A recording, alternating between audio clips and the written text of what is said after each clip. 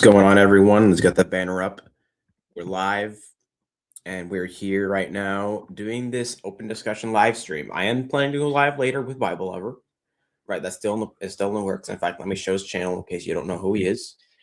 But I decided to do this. Oh, okay, there, there he is right now. Okay, let me actually pull up the. Let me pull up the. Yeah, here. Let me do this here. So I'll tell you what's going on right now. Let me pin this because this is better than the link in description. But it doesn't let me do it for some reason. I don't know. It doesn't let me do it. But anyway, so what's going down, and this is Bible Lover. I'll be live with him later today, Lord willing, through TikTok, although he's going to be live on YouTube as well. So last night before I went to bed, it was like, I was just double checking to see if there's any comments I missed that day, because sometimes it doesn't notify me through YouTube, so I have to check YouTube Studio and I have to like refresh everything and whatnot. And I noticed this guy, lowest ranking Muslim, made about, at that point it was only 5 comments, but right now it's like 21 comments that he's made. So normally I just reply to comments and maybe I'll go back and forth if I think it's worth it. But in this case, I actually recognized the name a little bit. I was like, this guy sounds a little familiar.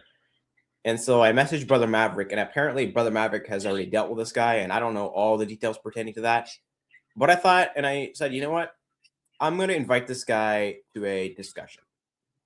I'm not gonna approach it in such a way where I'm gonna be like, I'm gonna destroy this guy, because me personally, I do want. Oh wait, I actually forgot to change my name. Oh my goodness. Let me do this right now. I'm sorry. I forgot. It's a new era. It's a new era. I'm sorry. And I pressed the wrong thing. Hold on. There we go. We're fixed it. Sorry. But so I decided, you know what? I'm not gonna approach this in such a way where I'm gonna, call him names, because I was thinking of making a joke about his name, lowest ranking Muslim, but I thought about it, and things that Grafted has said on his most recent video have resonated with me, and I thought, you know what? I'm not gonna stoop down to his level. I'm going to invite him to a discussion. And preferably, I do want to talk about what the Injil is, because that was one of the main things he hammered, and he actually wants me to make a video about that. And his argument is essentially John 8:6. And in John 8:6, if you guys remember the story of the adulterous woman, the pericope adultery, Jesus writes on the ground. And so his argument, if I understand correctly, is either that that's the Injil, or that that's a problem for Christians because this is a lost writing. He didn't say explicitly that this is the Injil. He didn't make that clear. So I'm not going to say that's his argument, because I don't have enough information to say that. But his argument does include the fact that Jesus wrote on the ground and that that's lost. And that's supposed to be a problem for us. So I think I'll start with that. I'll show the comment, and then I will respond to other comments until he joins, assuming he joins. And if he doesn't join, then I'll just explain what's going to happen at the end. Hey, it's a bad thing that I have a deep fear of not having the Holy Spirit. I've been having anxiety about it. You can answer later. Oh, I can answer right now. Don't worry. So I think I remember you on Marcos Real Faith live stream, and you were talking about the same thing. So if you have that sort of a fear, that is evidence of your salvation. That is evidence that you are a true born again Christian. Unbelievers really don't typically express that kind of fear. Think about it. When you tell an unbeliever about the gospel and what happens if you don't believe in Jesus Christ, in Christ alone, then that translates usually into them insulting you, insulting the gospel, things like that. And so that's the kind of reaction you typically get, right? An unbeliever typically is going to react in that way. And actually, let me pull up. I was going to pull up John 8 for to respond to lowest ranking Muslim, but I'm actually going to pull up John 3, because there's something important in John 3 that I want to show you. And what's going on, Paul Smith? I see you in the chat as well. So let's pull up John 3. and I'll show you what I'm talking about here. Where is it? Hold on. Okay, I'm going to start from verse 20 and go to 21. Verse 20. For everyone practicing evil hates the light and does not come to the light, lest his deeds should be exposed.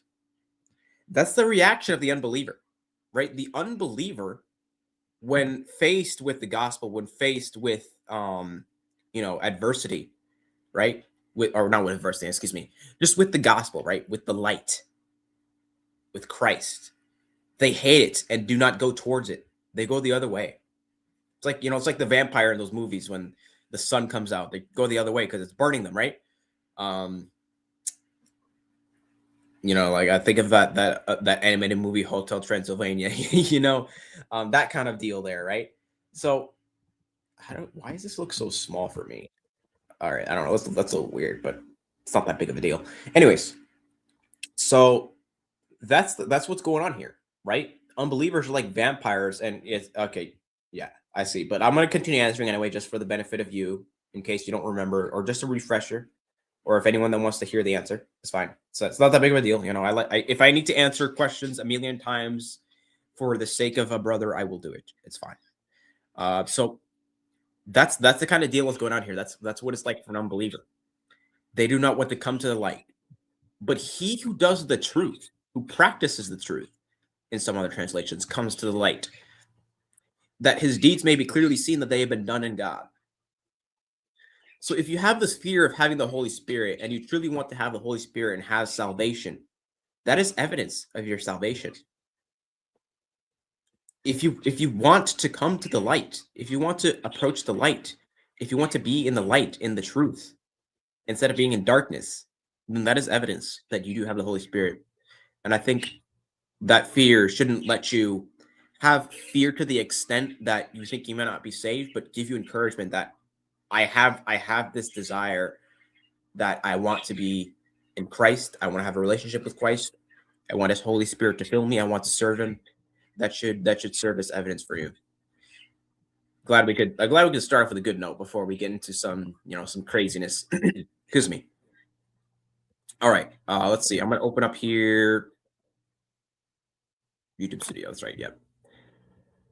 We're gonna open up YouTube Studio. I'm gonna go community. Hit this tab.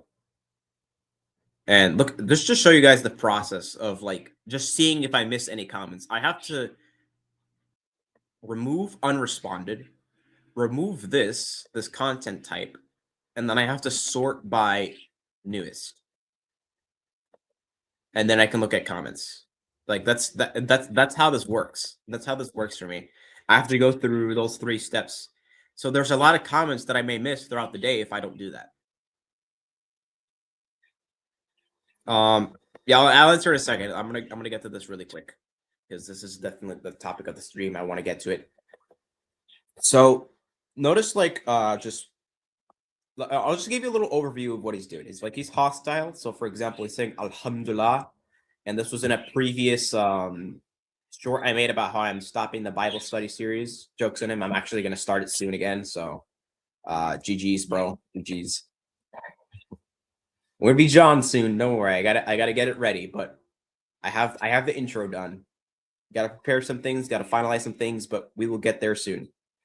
Look at the language. Are you mad that your boring self only gets 10 likes and homie gets 6.3 likes? Stay salty, little girl. There's no hate like Christian love, right?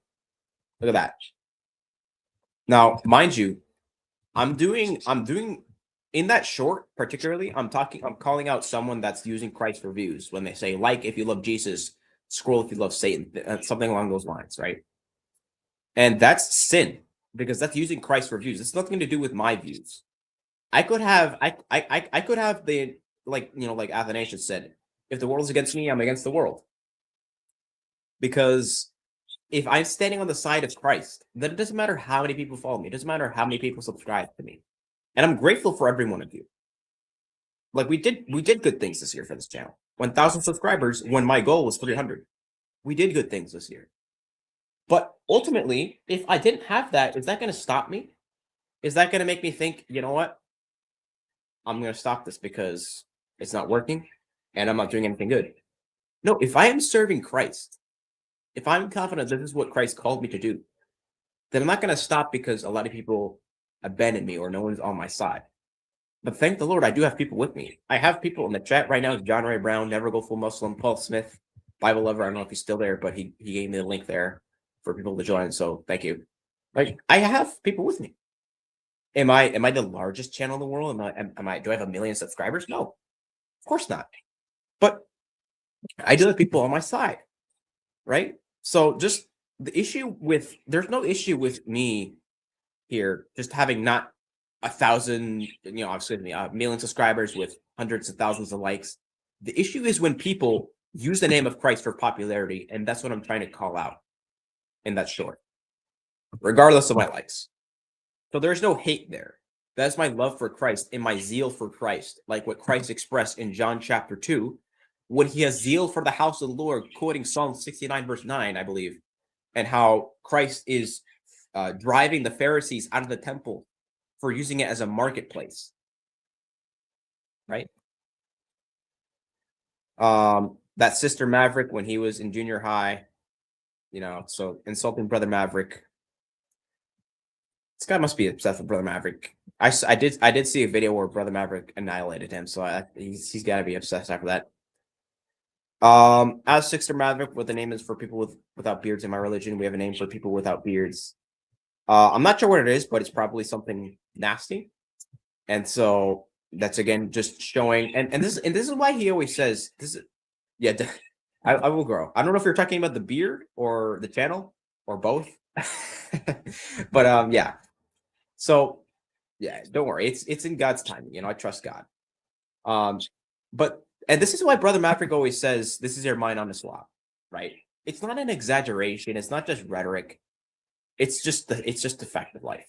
Now there are exceptions, right? There are Muslims like Scouse Reaver used to call in to Brother Maverick shows. I'm not sure what happened to him. He hasn't been called in, but he was a respectful Muslim, even though times could get heated.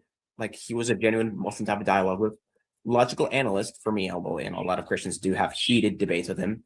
The 2 conversations I had with him, both the discussion and the debate, I think went really well, very respectful. So like there are exceptions, but then you have guys like this, and this is to be expected because of the teaching of Islam. So anyways, I'm not going to get to all the other things because it doesn't really have arguments.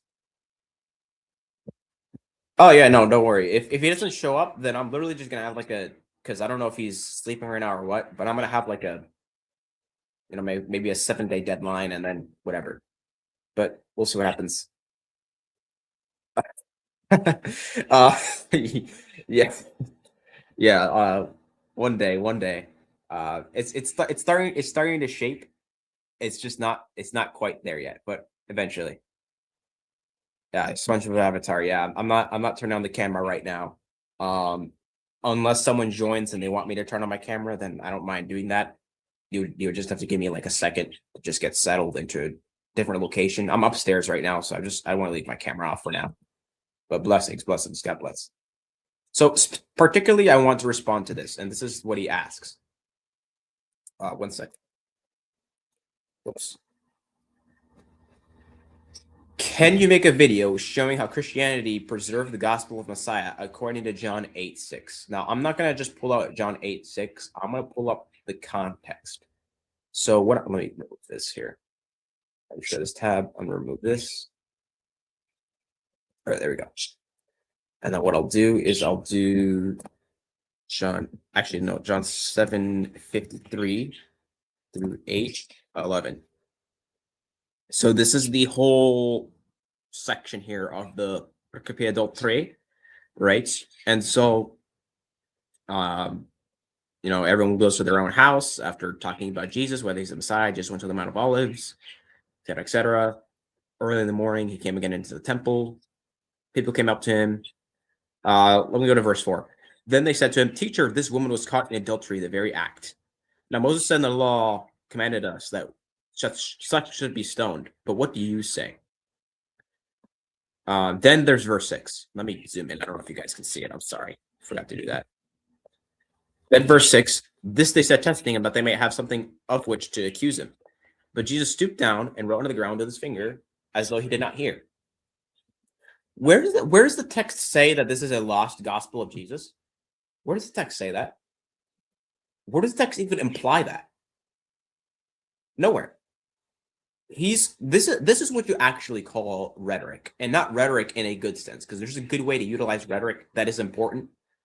But then there is just pure rhetoric, right? Where there is no actual argument. It is just using words in I don't know if I want to say fancy way, but using words in such a way to sound convincing. But when you examine the logic, there is no logic to it, right? Where does the text say that this is some lost gospel of Jesus that we have no longer? Where does the text say that? Jesus isn't even writing on paper here. He is writing with his finger on the ground. That's what's going on here. So the issue here is not what did Jesus write, where we lost his writings. No, the context here has to do with something else. There's nothing to do with some text that Jesus is writing that we no longer have. Now, there is a theological significance, and I'm assuming lowest ranking Muslim didn't know this, so I'll explain it. There's a theological reason why Jesus is writing on the ground.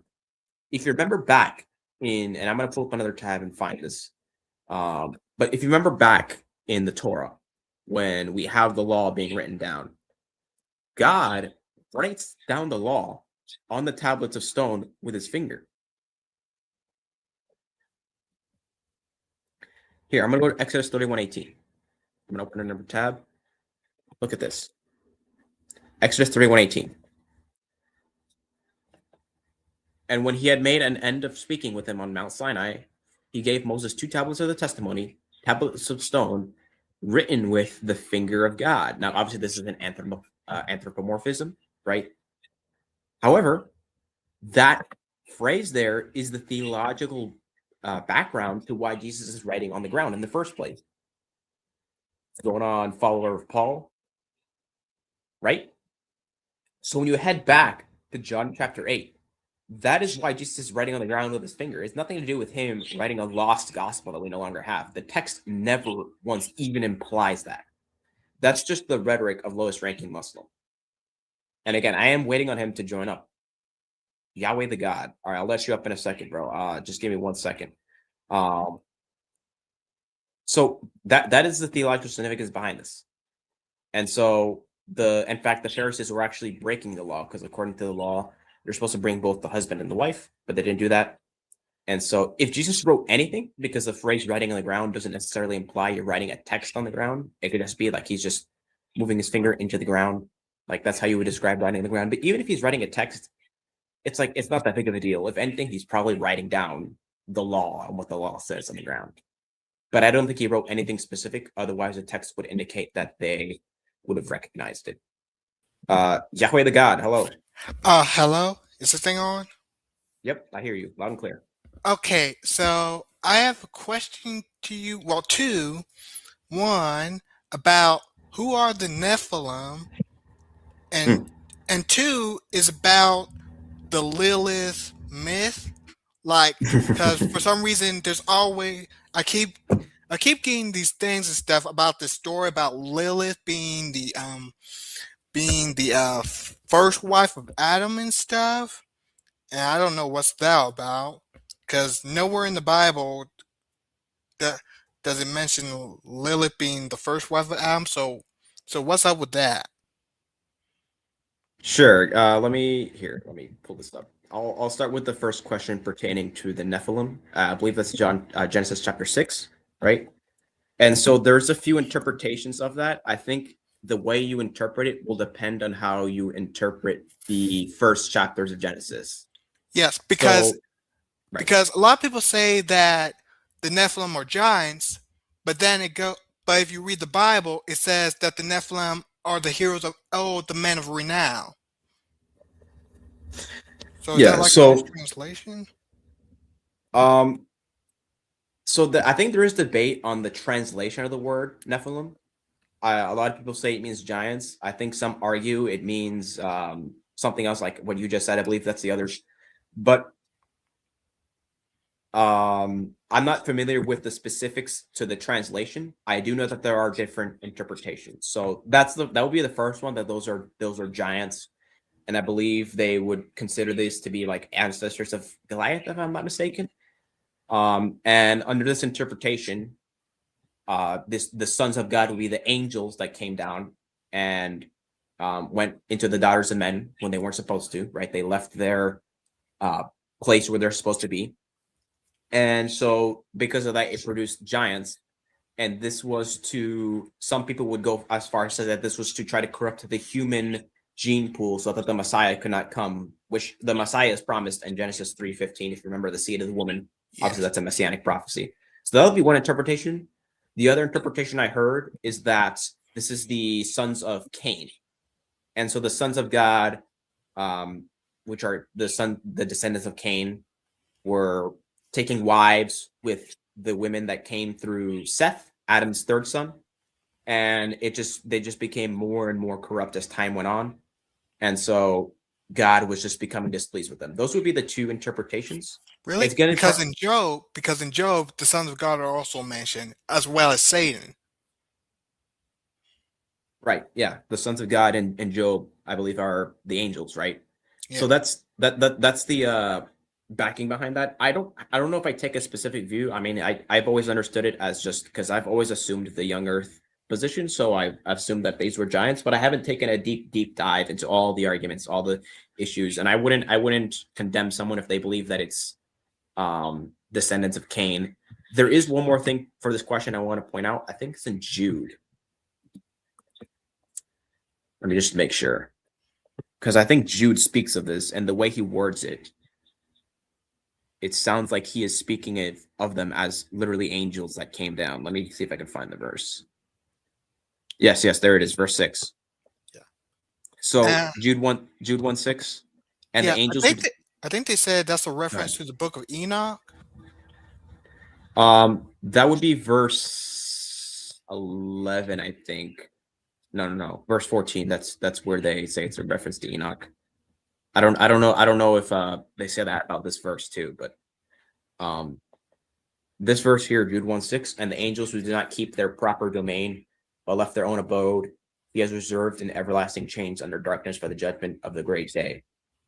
Right, and so maybe some people don't see this as a reference to Genesis, but it seems to be like that's the case here, that this is a reference back to Genesis and the angels not keeping their proper domain. But again, this is heavily debated, so I'm not going to sit you and tell you that it's truly giants.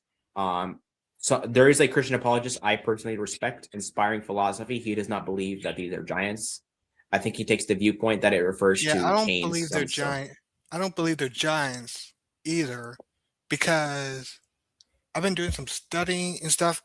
Like, there's another word like Nephilim, that's spelled Nevim, which is like a term for prophets, and another Hebrew word, Nephilim, Nephilim, which means fallen ones.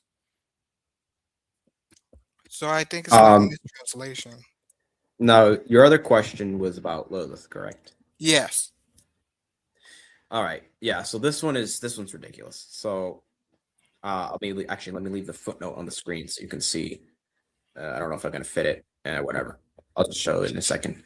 So Isaiah 34:14 says, "The wild beasts of the desert shall also meet with the jackals, and the wild goat shall bleat to its companion, and the night creature shall rest there and find for herself a place of rest." Now, this phrase here, the night creature, in Hebrew, it's Lilith. Now, when you see that, some people say, "Oh, look at this. This is Adam's first wife," because I think this is Jewish apocryphal belief. I don't remember all the details, but this is a belief that some of the Jews had that's not actually in Genesis. But when you see that term Lilith, some people conclude that, oh, that's Lilith then from Genesis. But when you actually read the verse, look, it's talking about animals. Yeah, it's literally about animals. It's nothing to do with Adam or Lilith. It's just animals. In fact, if you read the broader context, I think this may be about Jerusalem and had them returning to their land. I'm not sure. But when you read the context, it's going to be it has nothing to do with Adam and his wives. It's literally just animals. Mick M says King James says dragons, I think. So yeah, like that term, it's just a word for some type of animal. It says night creatures, but it could be dragons, it could be whatever. It's some sort of creature. Okay. One last question. Psalms 82 mentions that God speaks with the council of gods. Like, who are these other gods they're talking about? So there are two viewpoints to that. The one view is that it's referring to judges that represent God, and thus they are called gods. Another viewpoint is that it's the divine council. So the divine council is sort of a view of the Old Testament that, oh, there's Aladdin. I'll let you up in a second, Aladdin. Give me a second. That viewpoint would say that these are like almost like angelic creatures, you can say, a host and a like a, for example, in Job, like you mentioned, there's the sons of God, not ascending, excuse me, going back and forth to and fro, right, going to God and leaving His presence. That would be like the divine council, and thus they're called Elohim.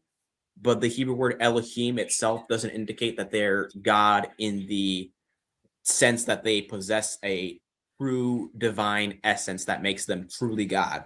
It's just using the term Elohim sort of loosely to just describe them in that way. So I would take the second viewpoint, and the reasoning is the way the verse is structured. I said you are gods, all of you are children of the Most High, but you shall die like men and fall like one of the princes. So verse 7, the reason I say that they are, I take the second view is because of verse 7 here, how it describes them as dying like men, right? You wouldn't say that about an actual dude, a man, right? You're gonna, I mean, maybe you could in some context, but the way it words it, it sounds like it's implying these are not mere humans. These are more so higher creatures that you could say is the divine council, but they're not truly God in the sense that they possess the same nature that God does. So does that clarify that? Okay. All right. Thank you. All right, bro. Is that it? Yeah, that's it. All right, bro. God bless. Have a good one. All right, Aladdin, what's going on, man? Well, good evening once again. It's nice being with you once again because you mentioned my name. I've seen your last video. You were inviting someone, then you wrote there Aladdin and the video, that discussion we had together. Actually, I joined you. I wanted to speak to the gentleman who was here, if you don't mind, because actually the Bible spoke of Lilith, and the Bible said that she was the first wife of Adam. And you quote the correct verse, actually, which is Isaiah. That's the one you quote, Isaiah chapter 34, verse 14. But unfortunately, you quote one of those translation or version that does not mention her name. But there are so many versions. If you go to BibleHub.com or Bible Gateway, they said, but there is not the creature, there is the Lilith, rest and has found for herself. You can read this, for example. You can read this in the CEB, in CJB, DARBY, in the ISB, LEB, NABRE, NRSVA, NRSVACE, NRSVAE, and so many other versions said that the name is Lilith, exactly as was mentioned in the Hebrew Jewish Tanakh. Now, when you go to the Hebrew Jewish Tanakh, they give their interpretation, and they say that it's referred to the first wife of Adam. And if you want me to give you the Jewish source for Rabbi Jeremiah ben Eliezer, where he explained that, and he quote from Talmud, it was mentioned also in the Talmud, in Eruvin 18b. He said that Lilith referred to the first wife of Adam, but they had the problems together, blah, blah. It's a story. I have all those sources. You can read this actually in the Talmud, in Eruvin. If you want me to give you also the link for the Talmud, where you go and read it for yourself, you can find it in Eruvin 100b.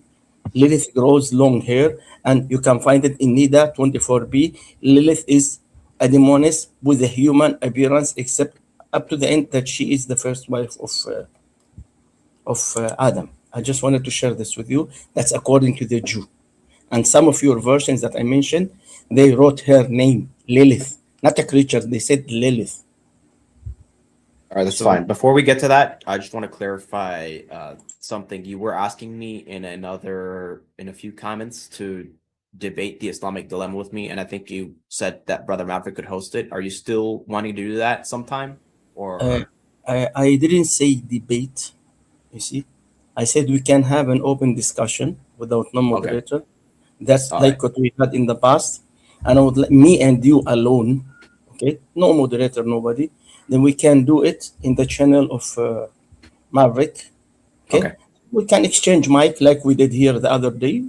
But no need for moderator. You just speak 2 3 minutes. I speak 2 3 minutes, back and forth like we did last time. I listen to you, listen to me, and that's it. Because you said actually in one of your videos, I was watching your videos, and you said in one of your comments that you discussed with me in the past about what you call the Islamic dilemma, which I cannot remember. And you said that you cooked me.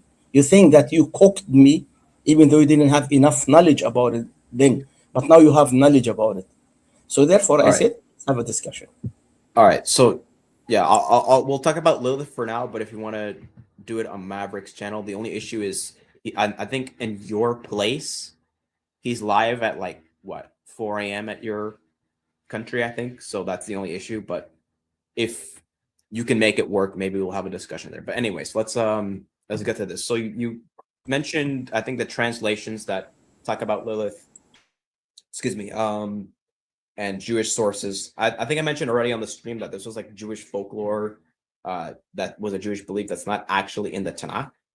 And as to the translations, they're just literally transliterating the Hebrew, even if they're translating it based on the Jewish belief. That's an interpretation, not necessarily a a word for word translation, like a what's it called, formal equivalence translation.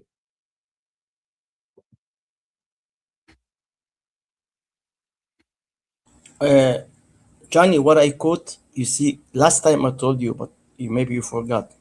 You see, I told you what is the difference between translation and version. What I quote is versions, like for example, ISV.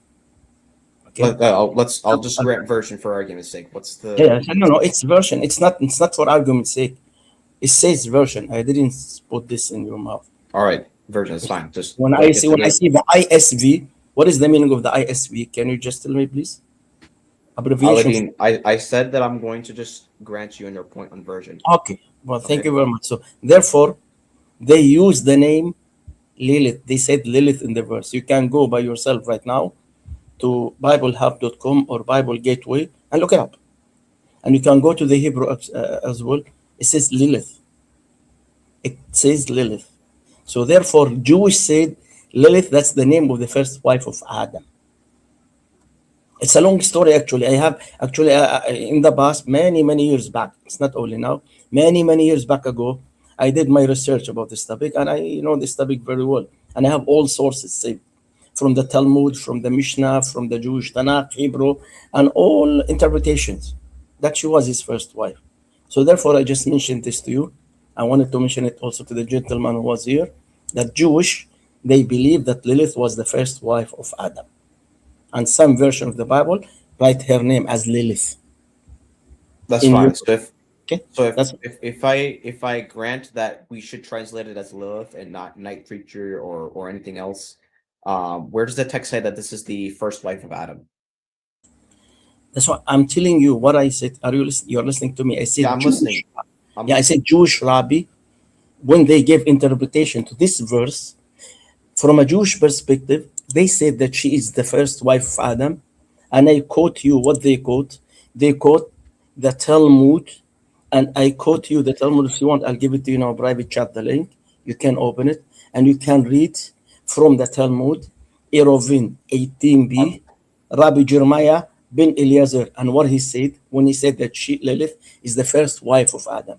I hate to interrupt. I don't want to like cut you off, but I ask specifically, where does the text say that? With all due respect, I don't care about the Jewish interpretations because they're getting this heavily wrong and not getting this from the text. This is coming from their own traditions, which I reject. Okay, can you please tell me those versions of the Bible said Lilith? So what is Lilith for them? Who translated or give the exact verse in the Hebrew Jewish Tanakh? They didn't change the word Lilith. So what did they say about that? And what is the meaning of Lilith for them? I mean, I could look up what the motive behind translating it as Lilith is, but I'm assuming it's either one, they're transliterating the Hebrew, or two, they just happen to have that same interpretation of the Jews, but they too are wrong. So I wouldn't also go with them. So you are telling me you disagree with them that they said she is the first wife. So some of them said, but you disagree. So you adopt the opinion that said that she is not the first wife. So that's the opinion that you adopt. Did I understand you? Okay, yes, so, because the text doesn't say that. So, well, no. I'm giving you, I told you the text, some version says Lilith. So who is this Lilith that was mentioned? You give me an interpretation. So that's your opinion. So there are two opinions. That's the way I understand it. There are two opinions. One of them said that she is the first wife. The other one is the opinion that you adopt. Right? So that's the way I understand it. So do you know where the text identifies this Lilith? Even if it's a human woman. Let's say that for the sake of argument. Where does the text say that this is the first wife of Adam according to the same Jewish traditions that you're talking about? Johnny, with all due respect to you, if you wanna talk, what do you call this in English? The exact text. You see, we spoke last time about things that you cannot find the exact text in the Bible. You build it on a presumption that you understand it's referred to this and that. For example, when Jesus says, me and the Father are one, John 10:30, you come to a presumption that he is referring to be God. So text doesn't say clearly, explicitly that he's God. But you built your argument on understanding this text that he was referring to himself as being God because he made himself equal to God. So now when you come to the verse that they quote from Isaiah as well, it's the same issue. Isaiah chapter 34, verse 14, the name Lilith was mentioned there. So they built their argument based on the name of Lilith, which was mentioned. Now, I will ask you a question, please. Why some other version use the name Lilith, others did not put Lilith?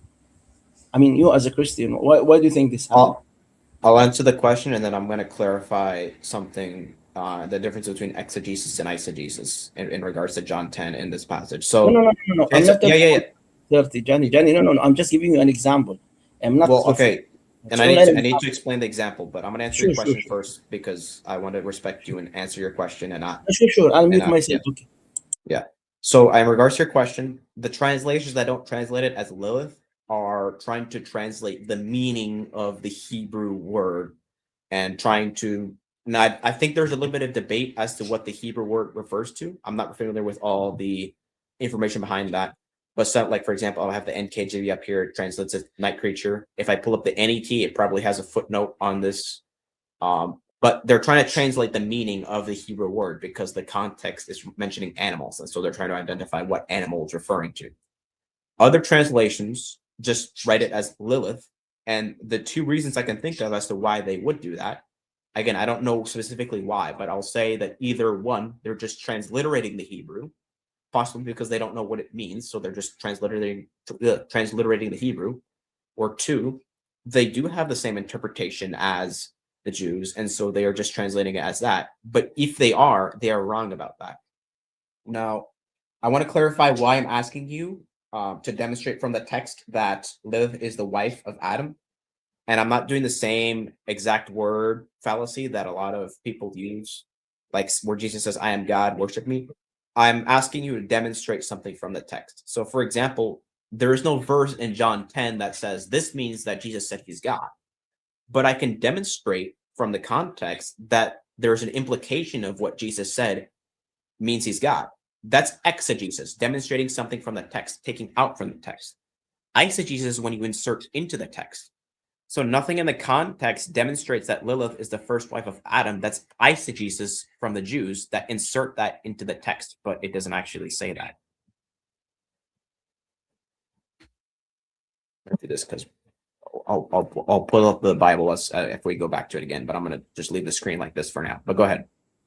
Okay, so what I'm telling you now here, Jewish actually did exactly what you did. They read the context, they demonstrate all over the context, so they came to a conclusion that she was the first wife of Adam.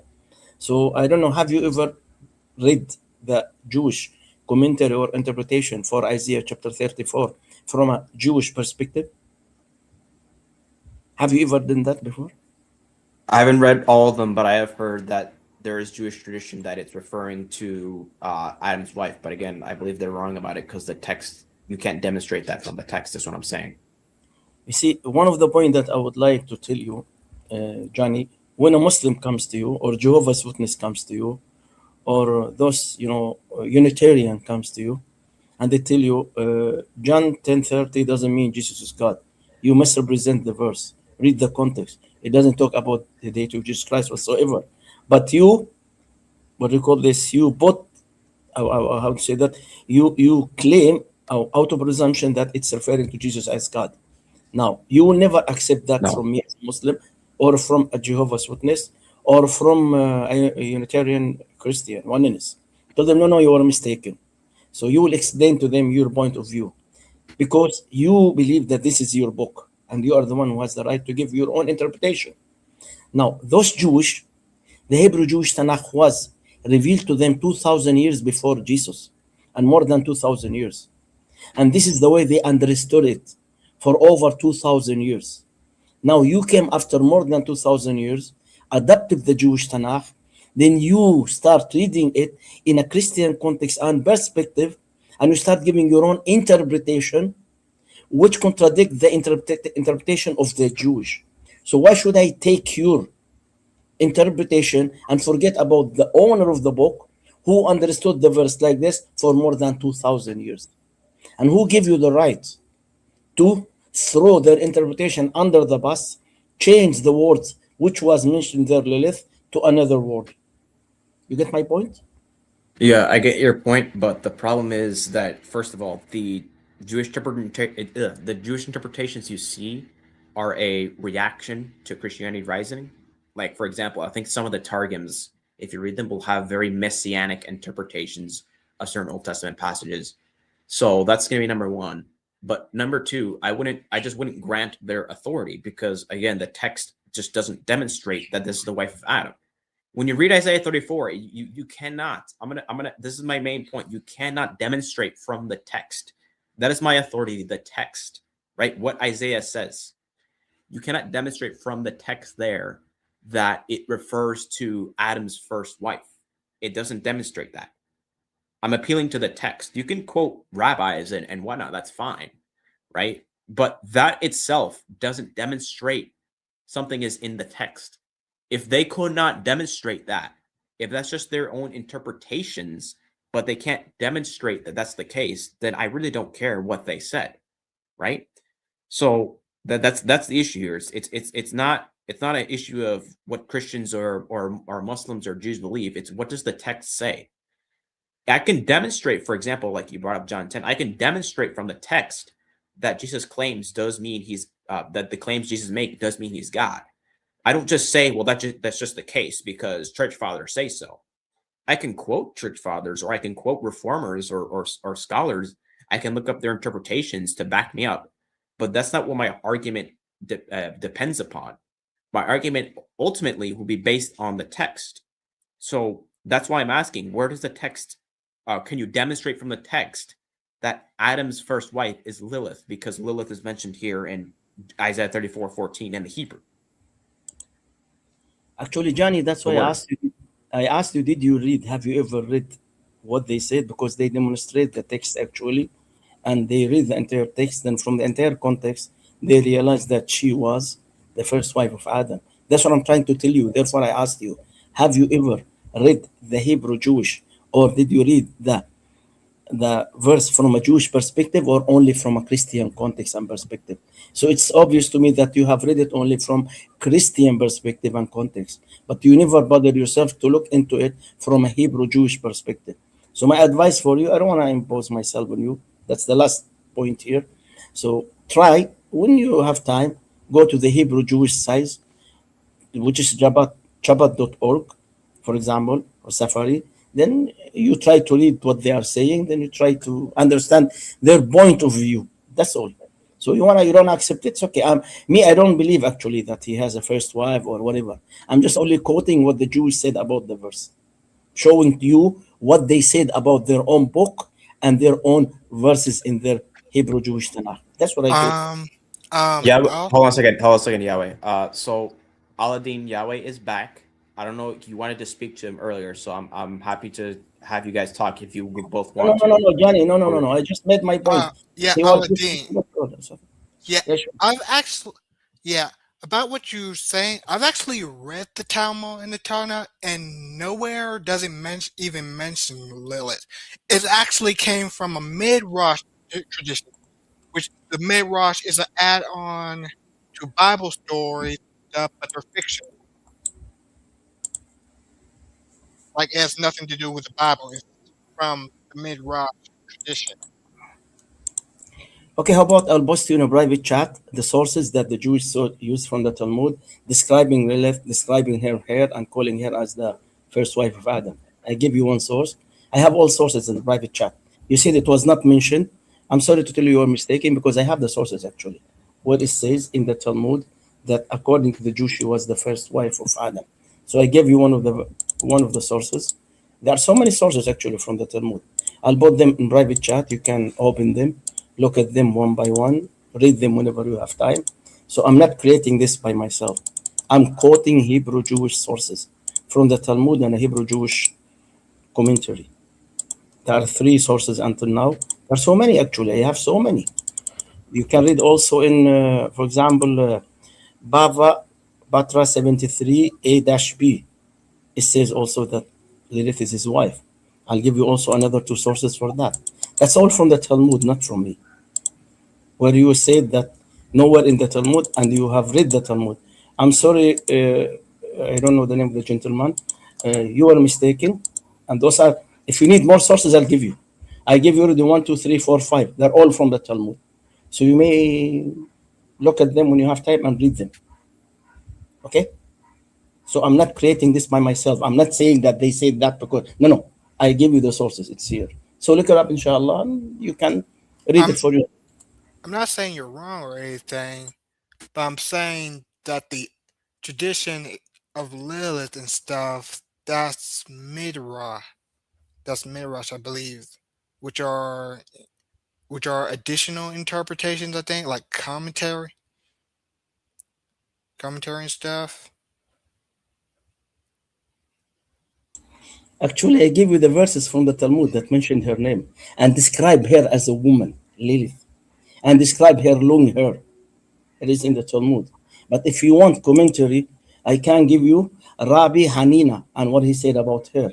I can give you Rabbi Jeremiah ben Elizar and what he says about her.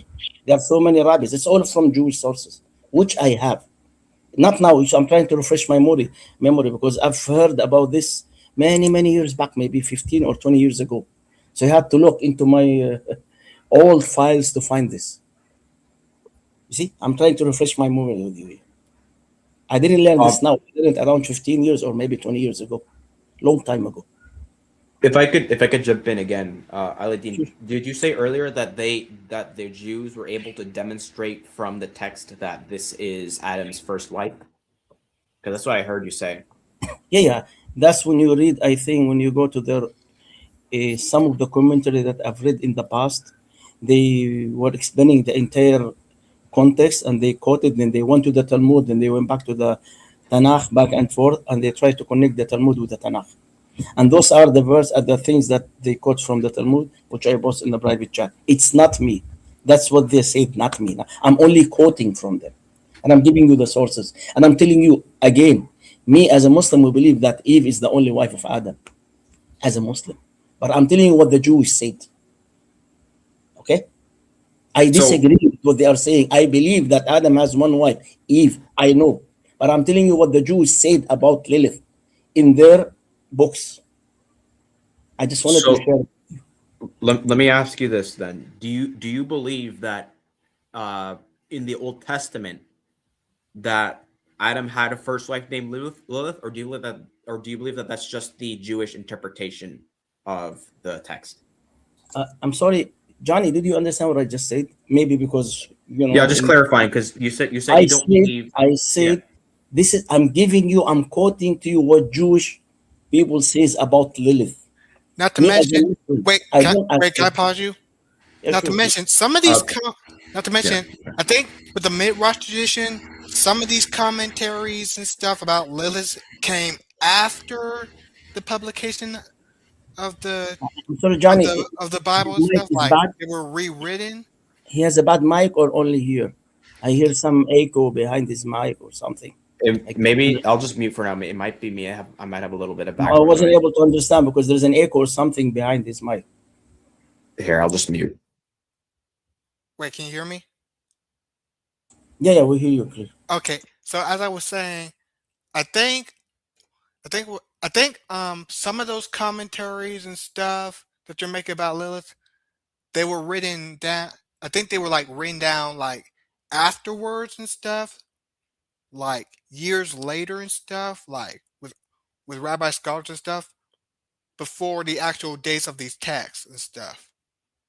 Like because the Midrash tradition came years later, like years later and stuff, like and stuff. So they can't really be biblical fact. I'm sorry, Mr. What's your name again? I'm sorry because it's very, very small. I cannot see. I'm sorry. I'm an old man, so I'm not that young. So what is your name again, please? Or how can I call you? How can I call you, please? Dover the guy. You choose yourself any name, so I'll address you. I won't forget. Anyway, you see what I'm telling you once again. I am not a believer of those things. I quote you what they say. If you said that this came many years after that, you see, for more than 2,000 years, this is the way the Jewish understood it. Give me any Jewish sources which say something different than this. Jewish people who they are Jew, not Yes, to but become. there's the you ever heard of Kabbalah, right? Yes, like Kabbalah and Halakha and everything. Okay. Yeah, and like some of those traditions and stuff, like Zionism and stuff, like these came like years later and stuff, and they reinterpreted some of these scriptures. With all due respect to you, I can use the same argument with you if I am a Jew, and I'll tell you what is the nearest. For example, manuscript at the time of Jesus. How many years after Jesus you read? You see, I can use the same argument with you, but I won't do that. By the way, Johnny, the last link I gave you, it's in the private chat. This is actually referring you to Safaria, what they said in the Safaria, which you are using right now. The last link, if you click on it, you will find what they are saying using the same link. Safaria saying that Lilith is the wife, using the same book that you are using, the same source that you're using, saying that she is his first wife. If you click on the last link that I gave you, it even says Safaria, you see? Do they demonstrate from the text, or is it just, again, them inserting it? Johnny, that's what I remember long time ago. So I cannot see. I told you I remember. That's what they said. I'm trying actually to find you the source, but I don't know what is it. I told you that's almost 15 or 20 years ago. So I cannot catch up with it. You want me to read you? Actually, have a very, very long, I wrote a lot of things. If you want me to read them, I will read them for you, but it will take some time, which I quote from the Jewish sources with each. I will read with the source. I'll give you even the source. For example, the last one I give you, you read that they are quoting from Midrashic text. The Midrashic text said Lilith is his wife. And this is from Safaria, the one you are using, the last link. Anyway, that's not important for me. I don't care. For me, as I'm telling you, I don't care if she's his first wife or not. It doesn't matter to me. It doesn't matter to me. Take anything you want. It doesn't matter to me because I'm a Muslim. I agree with you. Adam has only one wife. I agree with you as a Muslim. I'm only quoting you what the Hebrew Jews said. So therefore, what I'm trying to do, because you said that you have the same book, so I'm trying to look into it from a Jewish perspective and a Christian perspective. You look into it only from a Christian perspective. So I'm trying to invite you to look at it as well from the Jewish perspective, and I gave you all sources. Then you can make comparison. It will help you actually to increase your knowledge, not for me. That's only for you, for your good knowledge, to add it to your knowledge. That's all. Just a couple things really quick. I don't know if you're about to leave or not, but I only brought up this website because we started talking about Jewish sources, so I wanted to pull up the website so we can look at them. Because as I mentioned before, my argument wouldn't be dependent on that. And also, if you agree, then I guess we're in agreement. So I don't know if there's a point in continuing unless I'm not understanding correctly, but it seems like we both agree that Adam doesn't have a first wife. This is just something that the Jews believe, which they're wrong about. Okay, that's it. You believe that they are wrong about. I believe that they are wrong about. Okay, I agree with you. But I'm trying to tell you what the Jews said more than 2000s before Christianity came. That's what they are saying. You see, I'm telling you, you after more than 2000, you change it and you said you give you give a different interpretation. So I'm trying to show you all the differences between what you are saying and what they are saying. By the way, all the link I gave you is from Safaria. And Safaria this is one of the, use it, Johnny. This is one of the biggest authentic Jewish link online. And you can add it to yourself also as well, jabat.org, where you can find everything in Hebrew. You can find all interpretation and everything commentary of the Jewish for each and every verse that you can find in the Old Testament. And you can make comparison between them. And that's what I've done for a long time. All right. Yeah. That's all for your own good, not for me. I don't care if you take it or not. It's up to you. That's fine. So is that all you wanted to say, Aladdin, or is there anything else you wanted to talk about? Or no, I don't know actually what you're talking about. So, but because I've noticed that you were inviting a Muslim. I don't know. Maybe you said that you want to talk about the Injil. No, yeah. I don't know. You said about the Injil, or I don't know what else. Yeah, I'll bring you up to speed. So, basically, last night it was probably morning for you, but it was nighttime for me. A Muslim by the name of Lois Ranking Muslim on YouTube started making comments on my YouTube. He made about I watched your video, the last video that you post online, inviting him to come to the stream. And you add below, you mentioned my name. You said we have a great discussion with Aladdin, and you add the link. I've seen that. I've watched it. Oh yeah, that I put a link. I think I did the. Let me see. I forget what I did. I know what you're talking about. I put the thing. I don't know what it's called, but to go back to that live stream, yeah. But anyway, so with him, he was sort of insulting me and saying a lot of things, and so I recognized his name and I asked Brother Maverick, because I think Brother Maverick spoke. I thought Brother Maverick spoke to him, and he told me, yeah, I spoke to this guy, and sent me a video. So I made that video calling him out. But I wanted to approach it correctly, because in the past I've been very overly aggressive, and so I wanted to approach this in a more Christ-like way and invite him to talk about theology. And so specifically, I was going to do either the crucifixion, which something he commented about, or the Injil. And right now I want to talk to him about the Injil, because that's something he mentioned, and at the beginning of the stream I talked about it, because he uses this verse right here, John 8:6, and I guess I don't know if he believes this is the Injil, but he believes this is some lost writing for Christians, and I just explained that towards the beginning of the stream. Come again, what's that? John what? John 8:6. If I'm not mistaken, I think that's quote about the woman who was caught committing an adultery and put her to. Yeah, actually Christians themselves, they believe that this, latest additional, and it's not found in any one of the early manuscripts. That's Christian among themselves, Christian sources, no, nobody else. I'm aware of that. Yeah. Yeah, you see.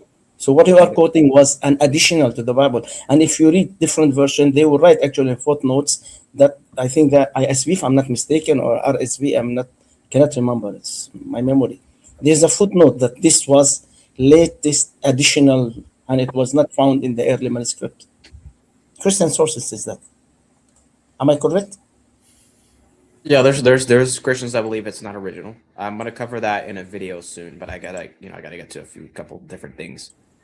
I want to get to a question here I saw earlier, but I was in the middle of conversations, I couldn't get to it. Johnny Ray Brown is asking, chat, what do y'all think? Does God test spiritually? That's a good question. And I think part of it is going to get to what you believe about God. So, for example, if God knows the future, then does he test us? So we got to define what we mean by test. And so the way I understand it, and if you read the book of Job, I think that's also clear from the book of Job, the ways God tests us, he's not trying to find anything out because he already knows, but he is revealing it. So when God tested Job, it wasn't just testing Job to see if he holds faithful to God. The test was in a way of God, and God revealing himself through the test of Job. So when God brings us through tests, I don't think it's a test in a way that he's trying to see if you're going to obey him or not, or hold fast to him, or do the right thing, because God already knows. He knows the future. But the way he does it is in such a way where he knows what's going to happen, but he's going through with the test to demonstrate his power, right? Like in First Corinthians, it talks about, the foolish making fool the wise of the world, something along those lines, things like that, right? God will demonstrate his power in us. So that's how I would answer that.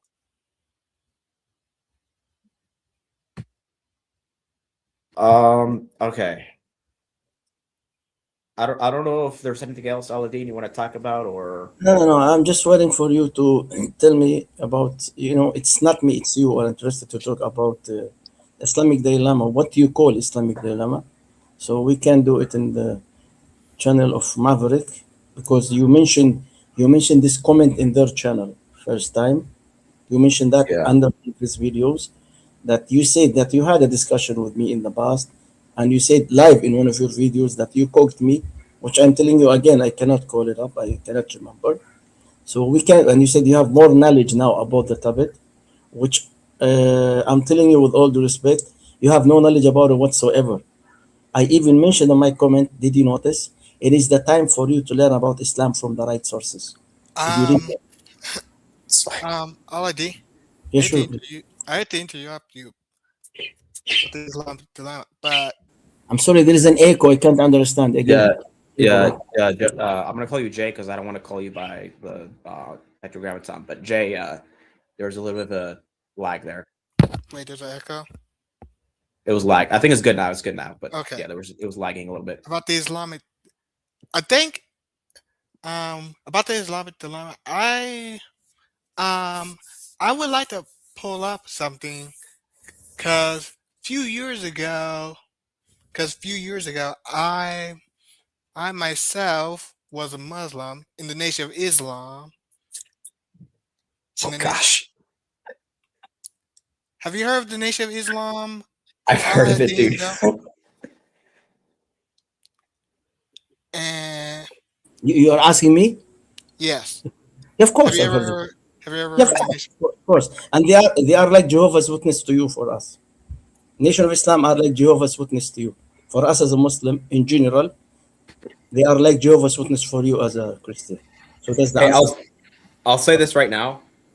I would totally host a debate between Aladdin and a Nation of Islam on this channel. I would totally do that. I said I was a former member of the Nation of Islam. I'm no yeah, longer. I know. We're just messing around. Johnny, if you want to watch some good debate with those Nations of Islam, if you go to Speaker's Corner channels, videos, they have a lot of debates, Muslim brothers who are debating Nations of Islam, and they are debating the leaders, because Nations of Islam, they come, I think, weekly to Speaker's Corner. They put their own corner table with they are wearing very good, suit, black suit, and they have bodyguards standing on their preacher, protecting him. They are very decent, and they preach. And they had so many discussions with Muslim brothers there. So if you want to watch debates, you can find a lot of debates there. So many, new and old. So once again, I'm telling you, Nation of Islam, they are to us like Jehovah's Witness to you. So when you were Nation of Islam, you were not Muslim for us. Well, actually, like Jehovah's Witness say they are there are Yes. some comparisons with the Nation of Islam with regular Islam. Like, for one thing, Can I ask you, what is the name of their leader? What's the name of the leader, the founder of Nation of Islam? well, some believe it's Wallace Ford Muhammad. They think it's the original founder of the Nation of Islam Uh-huh. and stuff. What is the name of their leader who was salvaged when he was preaching? He got shot. Whom they Who? claim to be. I'm asking you. You are talk about Malcolm X or Elijah Muhammad. Okay. He is the same person. They call him Malcolm X, Elijah Muhammad. So therefore, when they call him as Elijah Muhammad, they're already out of Islam. Because there is no other prophets after Prophet Muhammad. He was the seal of the prophet. So they call Malcolm X. Actually, Malcolm X, when he went to Mecca to the first time and the last time, he realized that he was mistaken and all his ideas were wrong. because he saw things in Mecca that he never thought about, because he thought that Islam is all about black. So when he saw black, white, yellow, red, all colors standing shoulder to shoulder, praying to the same God, facing the same direction, which is Qibla, he came back with a totally different mentality and he changed his opinions totally. Then he came back to Islam. So some of the reason says that this is the reason why he was salvaged, he was killed. You understand? Yes. So at the end of his life, he totally changed his mind about everything that he thought about. Malcolm X, after he visited Mecca, when he when he went to pilgrimage, what we call Hajj. Okay, so once again, I'm telling you with all the respect to you, when you were as a nation of Islam are not Muslim for us as Muslim. So you were not a Muslim actually for us a Muslim. Okay, like if a Jehovah's Witness come to you right now and tell you I'm a Jehovah's Witness Christian, you tell him no, you are not Christian for us. Like if someone come like SDA, 7-day Adventist, he will tell you that Ellen G. White, their prophet, I am a Christian. You tell him no, you are not a Christian. You see? So they are the same, like SDA for you, like Jehovah's Witness for you, like Iglesia Ni Cristo, they have Manalo, their prophet. They are like those to us. I hope that Well, this answers the question. well, in the Nation of Islam, there are some practices that relate to Islam. Like I prayed 5 times a day. I read the Holy Quran and stuff. I would face Mecca. I wouldn't eat pork. Brother, do you understand what I said? We believe that Prophet Muhammad Khatim al-Anbiya, he is the seal of all prophets. No prophets after him.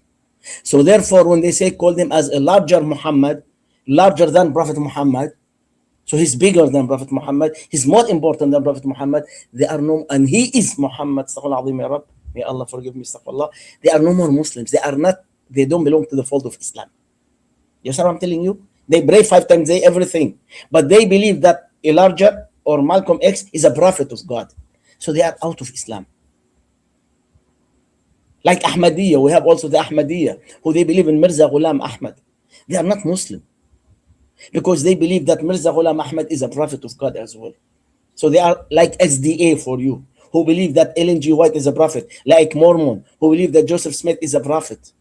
So you don't call them as a Christian. It's the same issue with the Nation of Islam for us. Do you get my point? Right, Okay. right. Okay. So that's the point. Even though if you go to Ahmadiyya, they pray 5 times a day, they fast, they everything. But they said that they have a new prophet. So it's over. Whatever they do, it's over. So they're not Muslims. It's not me. I'm not saying that. Those are our most scholars of Islam are saying this, not me. Okay? So I hope Okay. that it answers your question. So I will not ask you why did you leave Nation of Islam, because actually you were not a Muslim. If you were a real Muslim and you became a Christian, I might ask you and discuss with you. But being a Nation of Islam doesn't matter to me. I mean, with all due respect to you, you became from a non-Muslim to another non-Muslim. As simple as that. Well, the reason I left the Nation of Islam was,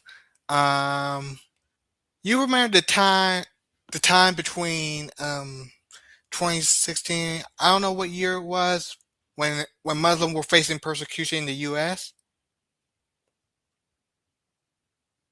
I don't know because I never been to US and I'm not in US, by the way. I never been to US in Well, my life. So I don't know.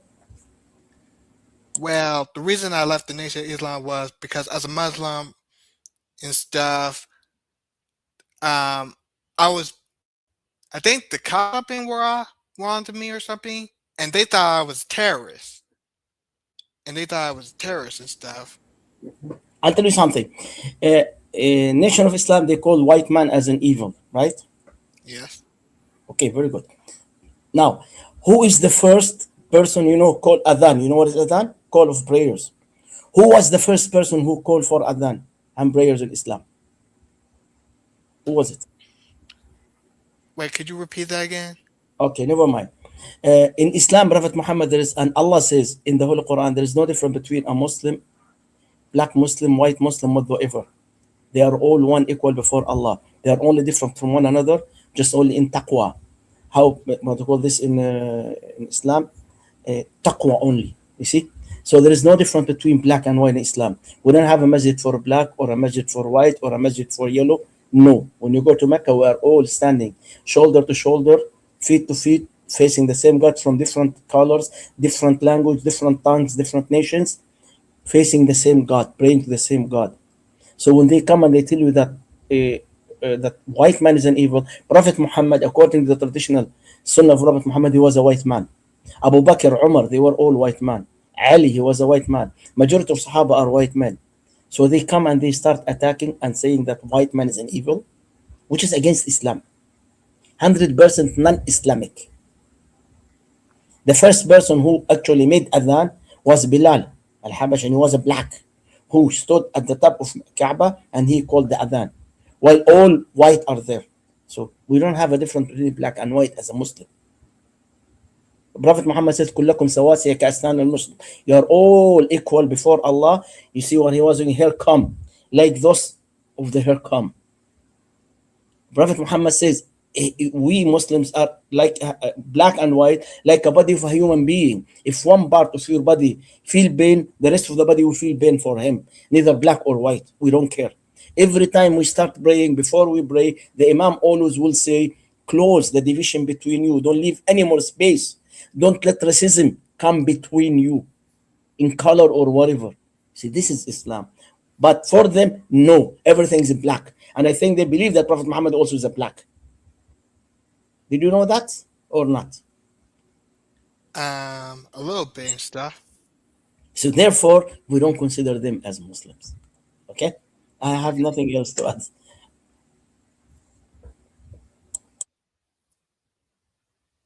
Yeah, bro. Nation of Islam, they're like they're like a mix of like Hebrew Israelites, Jehovah's Witnesses, Mormons that are trying to be Muslims, basically. It's like a mix of all four. It's a mess.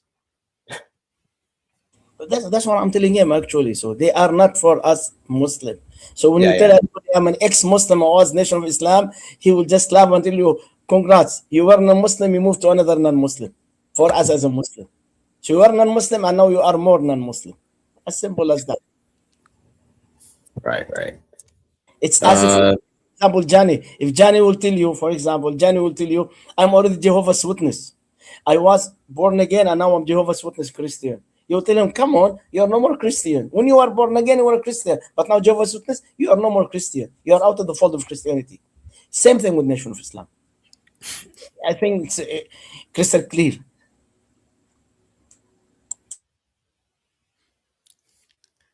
That's funny because after I left the Nation of Islam, I then went to the Jehovah's Witness. oh my gosh, dude. What are you now? So what are you now? Probably either omnitheist or Gnostic. I don't know. You just said you became a Christian and now you're atheist or agnostic. No, I didn't say I'm atheist. I'm said I'm Gnostic, not agnostic, as in Gnosticism, which is an early Christian sect. So in this case, you have a problem with Johnny. In this case, you have a problem with Johnny, not with me. You have a problem with Johnny, not with me. What do you say, Jay? You're omnitheist? Or agnostic? Just no, I'm not agnostic. I'm Gnostic, as in Gnosticism. Oh, Gnostic. Okay, I see. So you hold to that early sect of Christianity? Yes. Oh, okay.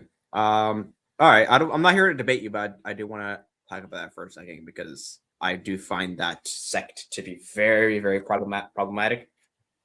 So, for example, do you believe like them that they used to believe that Christ actually didn't have a human body, that he just No. appeared like a man? Okay. No, but I actually believe that Satan is a false god, like that he's the reason like run this world and stuff. Like Okay. he's the false god of this world because it mentions in the Bible somewhere that Satan is the god of this world. I don't know what the verse is or something. Hang on, let me That's find.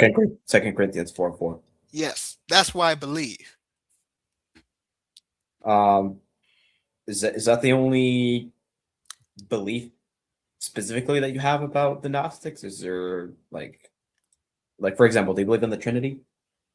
I don't know about that, but um, but I actually believe that like as another, I believe in what they say, like John and stuff about the word, about in the beginning was the word and the word was God and stuff, and Jesus saying that he's not of this world and stuff.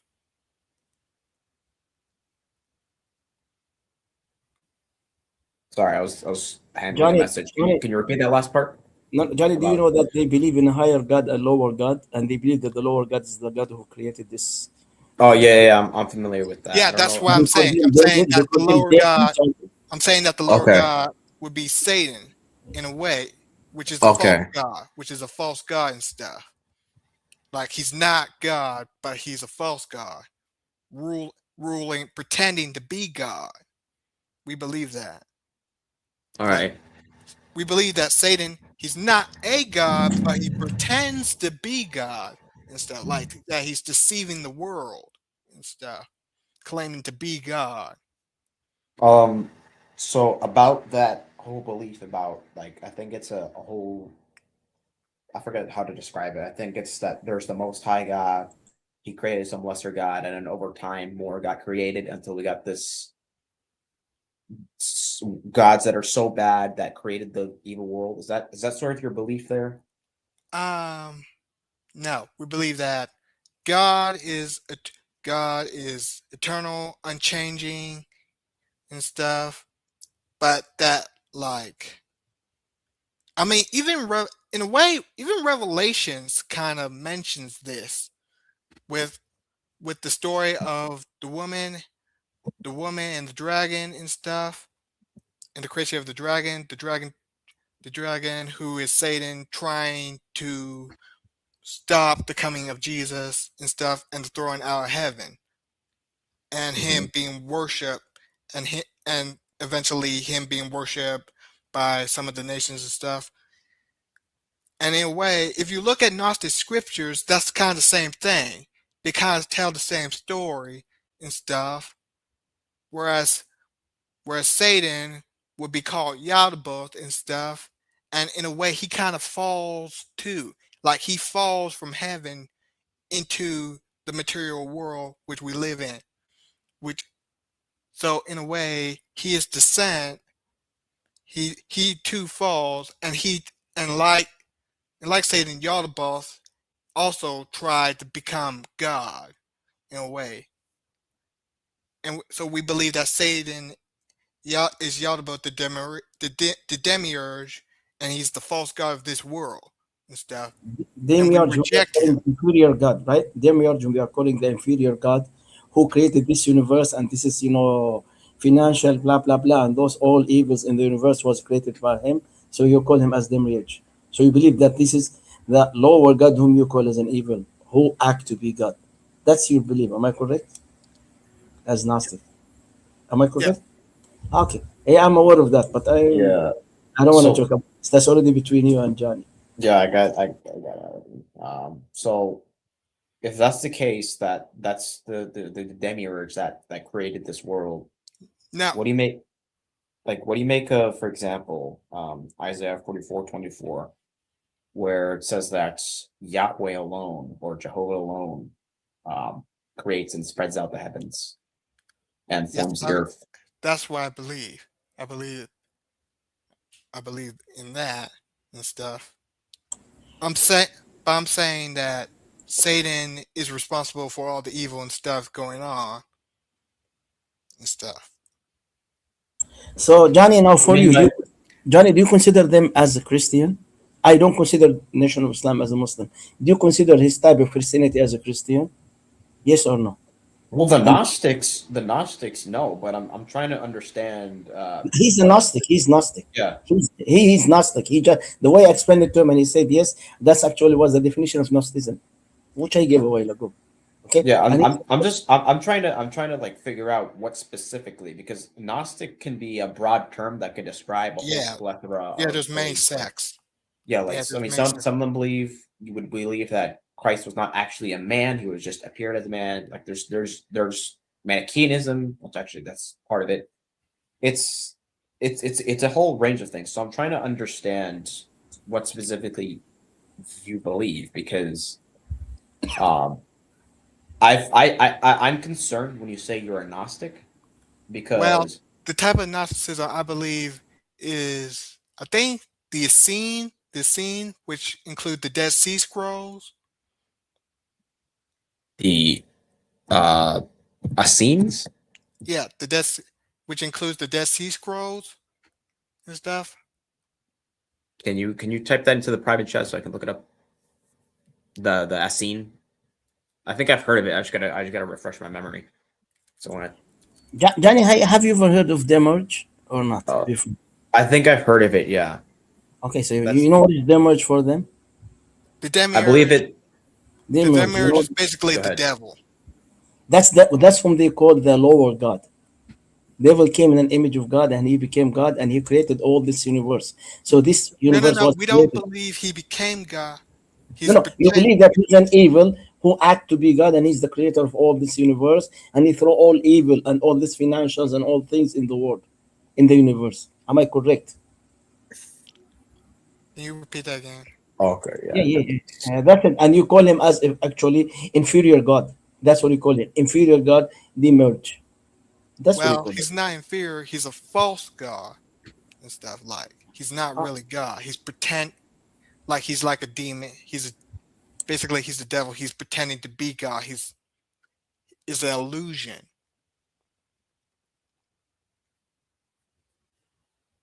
So I looked up the Essenes and now I remember.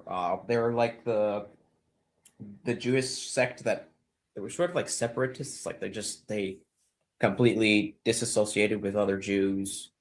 Were trying to be, I guess, more holy in a way. Um, in fact, the word I'm looking it up, it says the word means literally pious, and they're associated with the Dead Sea Scrolls. So, are you saying you're a part of the Essenes? Is that Um, a little, a little bit. Though I, though I also prefer like um omnitheist, which means because my, in other words, my religious views vary sometimes and stuff. Mhm. Like, I believe in that certain religions and stuff, like all omnitheist? Okay. carry this some some are more the same truth and stuff. Like as like you could be Jewish, Christian, or Muslim and stuff, but in a way, we all believe in one God and stuff.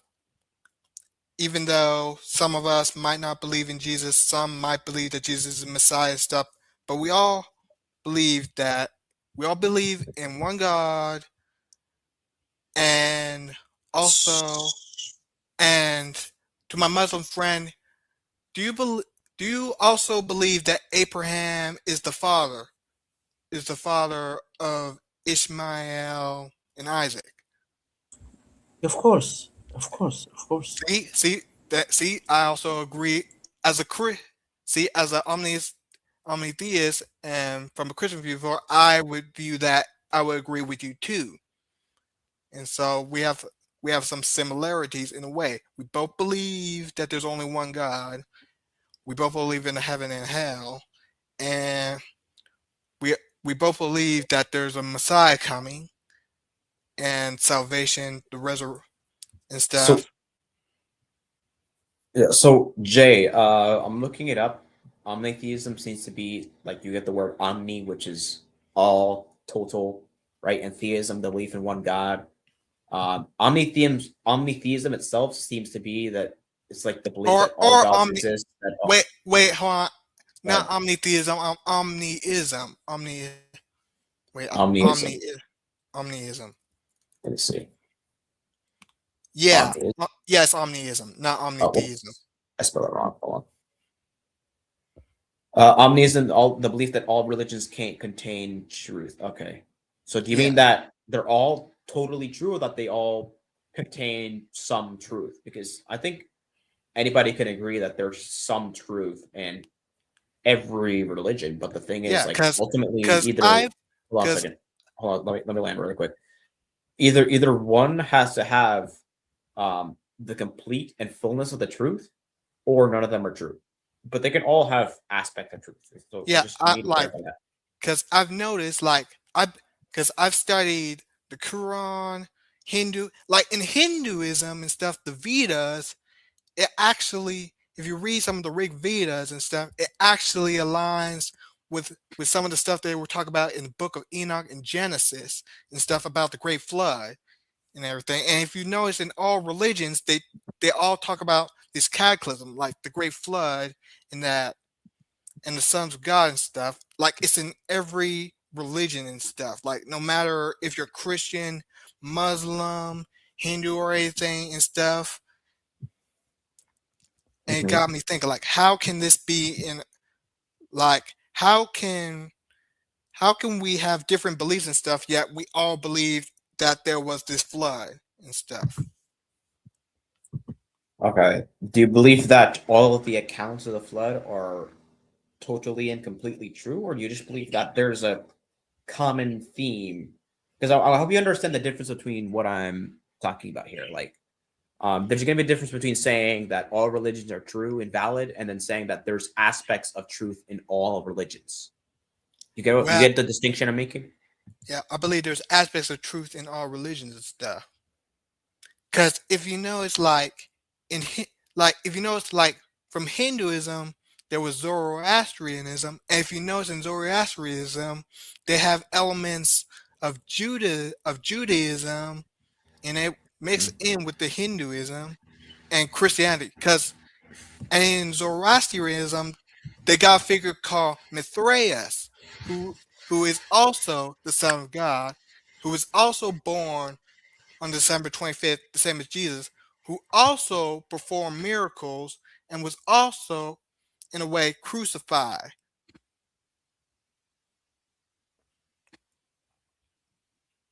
And I think that Mithraeus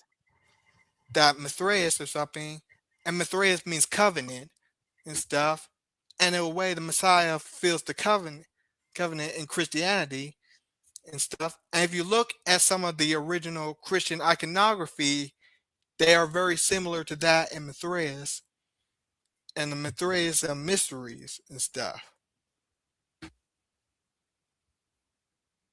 So, let me ask you this: do you believe there is one religion that, although there can be aspects of truth in every religion, do you believe that ultimately there is one religion that the other's truth points to as the ultimate truth? Yes. Or, all right, which religion would that be? Well, I hate to say it, but if you really think about it, Christianity. Because think about it, even the Hindus, if even the Hindus mention Jesus, like they believe like because according to Hindu mythology, they believe that the 10th avatar, the Kalki, will arrive on a white horse at the end times. Like this guy will, and and I think it's even mentioned in Islam of a messianic figure arriving on a white horse. And if you read in the Book of Revelations, that the King of Kings, Lord of Lords, will arrive on a white horse, similar to that. So so in other words, how is it that all these religions and stuff they say they deny Jesus Christ and yet it's the same figure in every single religion? Mhm.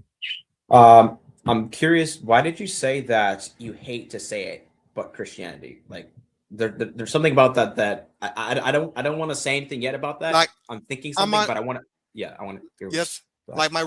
like my religious views are omnism agnostic, but I consider myself still a Gnostic Christian and stuff.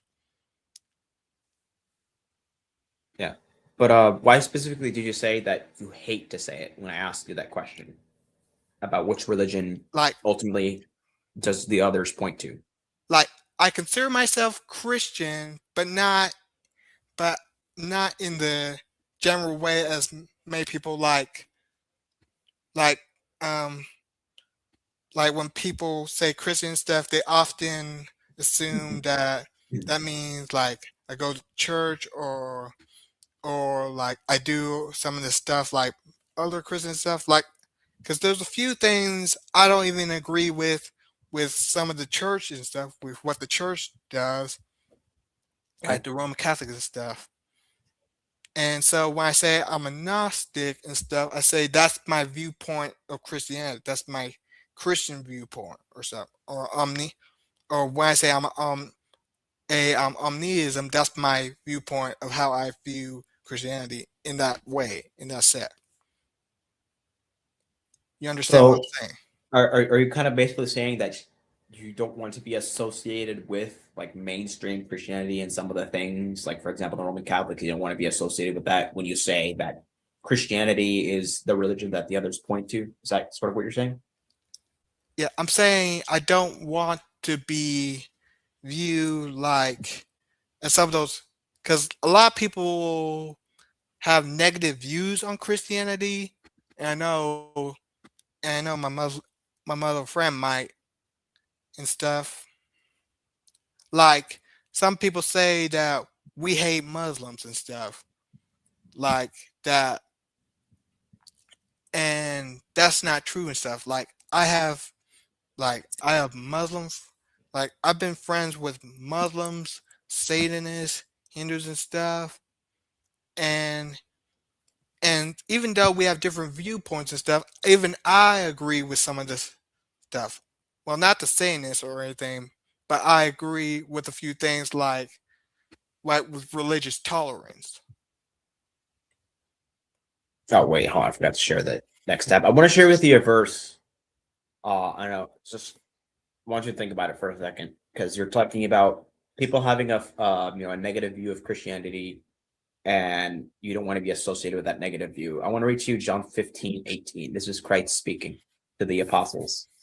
If the world hates you, know that it hated me before it hated you.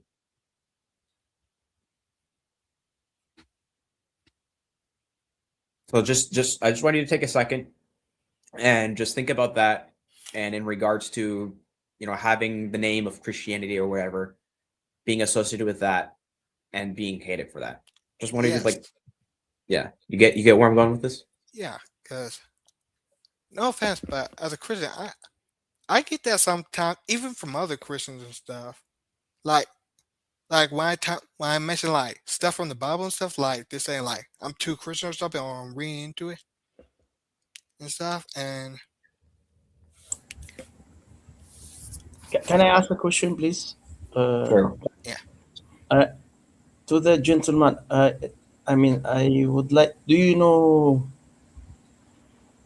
I don't know if you are aware of this. Do you know who's Marcion? Have you ever heard of the name Marcion? you said Matthew. Marcion.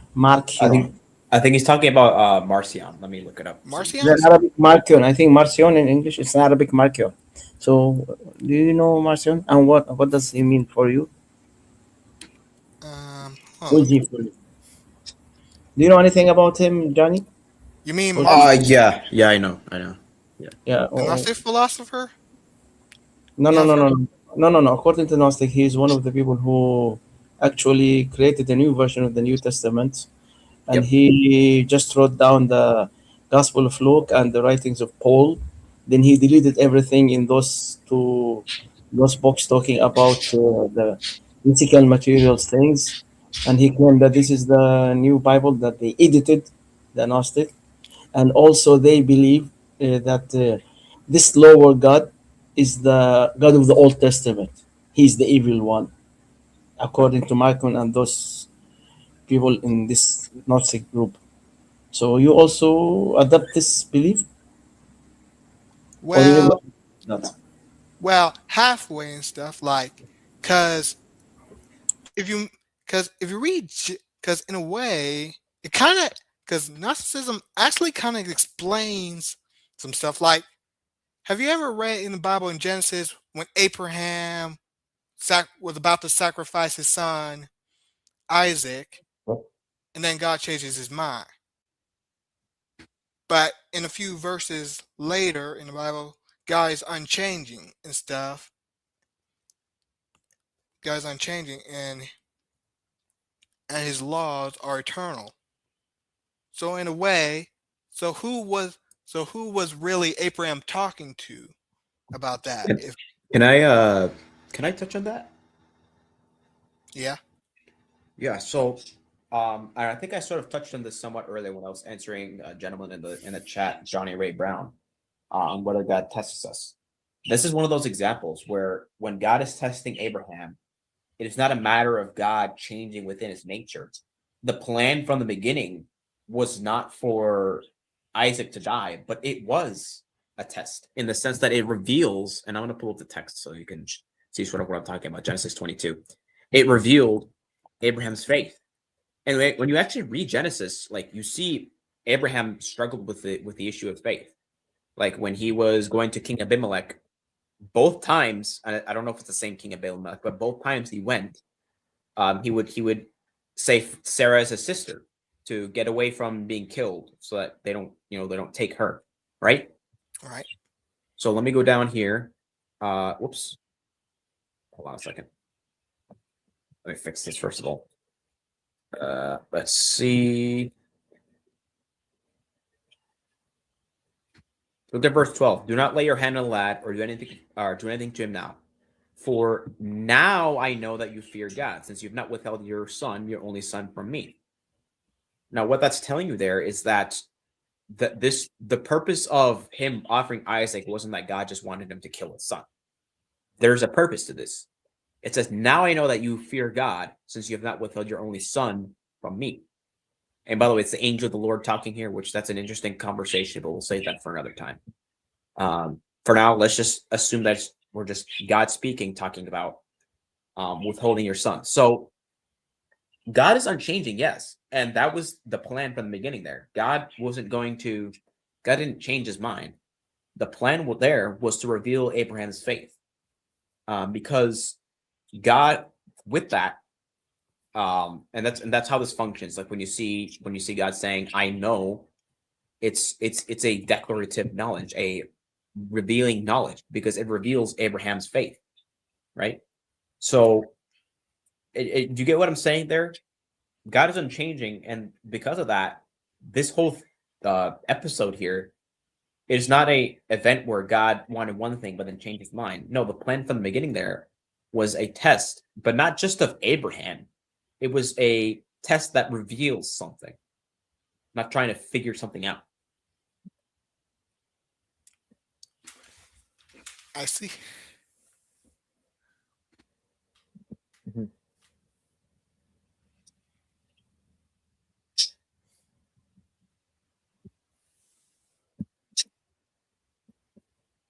Now, Danny, so I think for you, you don't consider him as a Christian, do you? After all those things? I'm not 100% sure because I'm still trying No, to be figure honest. out, As I said, Nation of Islam are not. They are heretics for us. Yeah, I know. Like Gnosticism itself.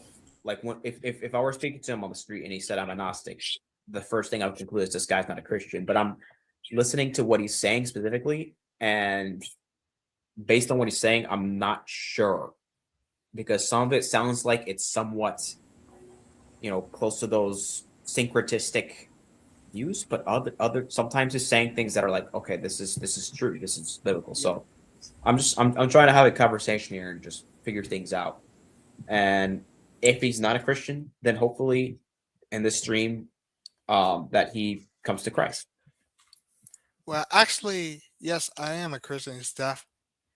It's just that as a Gnostic, I view like some of the writings, like the Apocrypha, like certain writings, like the Apocrypha, some of the Gnostic Gospels, and the Book of Enoch, especially the Book of Enoch, as valid. Okay. Just so you're talking about those especially the second Book set. of Enoch, especially because in the Book of Enoch, because it's like in chapters, because chapters of the New Testament, like Jude and stuff, even quote Enoch. And I'll touch on that in a second, but I just wanna ask about the first of all. Are you talking about also the like some of those second century Gnostic gospels, like Gospel Thomas and that kind of thing? yeah, Okay.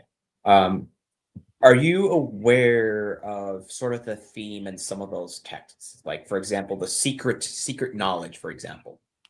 yeah. Yeah. I want to know what you think of that because when I hear that, that perfectly reflects a lot of the early Gnostic belief system that was not at all uh a reflection of the New Testament. So I mean, Well, for example, let me land really quick. For example, Christ with this coming revealed a lot of things about the Old Testament, right? yes, I So believe that. okay. So what is this whole thing with the secret knowledge in some of these Gnostic second century Gnostic texts? Gnosis, that's Well, what it's called. Thank you, Mick. I'm sorry, go ahead. well, I be, well, I don't believe in a lot of stuff that they're not to believe, but one of the things is like gnosis and like knowledge and stuff like, and if you think about it and how Jesus talked in parables, you know, you know that. Hmm. Well, some of the Yep. Gnostic texts and stuff I see as parables and stuff. So in a way, some of that secret knowledge and stuff might sound a little heretical to you, but but in a way, it's kind of the same thing.